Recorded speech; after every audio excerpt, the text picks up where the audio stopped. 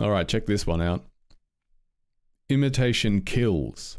That's a little kind of like verbal trigger I give myself before I start singing something, before I attempt to either record or like sing along to something when I'm like vocally sparring, as I call it, just having taken the voice for a bit of a joyride to see what can come of it. And, you know, your body is a massive part of your ability to create sound and sing. Like the body is the instrument itself. So it needs to be relaxed, and the air needs to be going in all the right places and all that stuff. And to do that, you have to really relax, and you have to kind of trust the sound that comes out.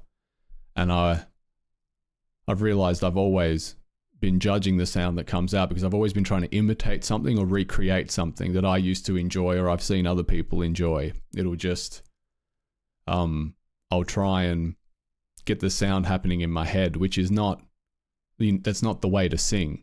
It can be a lot of fun. We can do our like 90s Eddie Vedder impressions and stuff like that. Alice in Chains, things like that. But, you know, that's just a singing technique. So that's just like how the guy sung. But to us, it's like, fun to do. But if you're trying to do your own thing and build your own voice, then imitation kills. So I found it incredibly handy. So I thought I'd share it, because I thought, you know, the singers out there might get something out of it.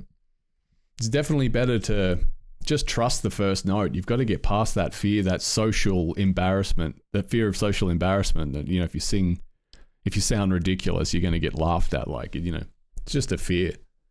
And we all like, fear is, what is that? False evidence appearing real, or however that goes. But yeah, it's better to be consistent and just trust that first note. And yeah, if you've been practicing, it'll probably sound good. If you haven't been practicing, it probably won't sound as good as it could. So yeah, make sure you practice. But yeah, when you're out there, you've just got to go. You've got to trust that first sound that comes out and just kind of ride it. Definitely, like you're trying to sing rock stuff, I find. If you want to sing along to AC/DC, then it's you've got to go. You can't accomplish that kind of sound half-assing it. It's got to be a real rip. You got to give it a real crack. And yeah, I've been trying to build like a Floor Jensen from Nightwish kind of technique and understanding. Obviously, she's trained for years and she's been a teacher herself. So, but yeah, I don't mean to like sing like her. I just mean to have that understanding. She has such control. Some singers have such control. Dio had control. He played trumpet when he was a kid. You sing from the same spot you play a trumpet. But yeah, build that kind of understanding, but then have that like snarl to it, or just like, you know, the approach or the attitude of like a Lemmy or a Bon Scott, where they're, you know, belting, really getting it out, singing it with conviction. Like that's the mix I go for. And I used to think that meant imitating those sounds, or you know, when I'd perform live, I'd be trying to like visually do it as well. But that is not it. A voice is just as unique as the individual.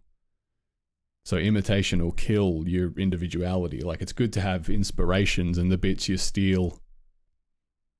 You know, you collage them all up, and then that's your own thing. But yeah, that's not the same as imitating. You got to practice those blank sounds. Do your fa la so si do kind of. What's that? I took a swing at it. I couldn't remember it at all. Do re, yeah. Do re mi fa. I can't remember it. Never did those exercises, but I've been doing Floor Jensen exercises she has up on YouTube. Use a lot of zing, like ings and ums and e's and ahs. You got to do all of that, like real goofy shit. I think I've been doing it for about 2 years now, and I'm only just starting to get to the point where I feel like I sing more good notes than bad notes. And yeah, I think I'll probably start cutting the vocals on the next album soon, the Schlager album, my sexy pop rock album. It's stupid, my dumb sexy.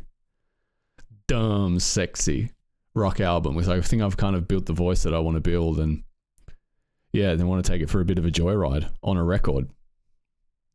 Try and sing entire with no punching in. You know, I can hear on the old Tabra stuff. The old Tabra stuff was done like one line at a time at 11 in the morning I had no idea what I was doing.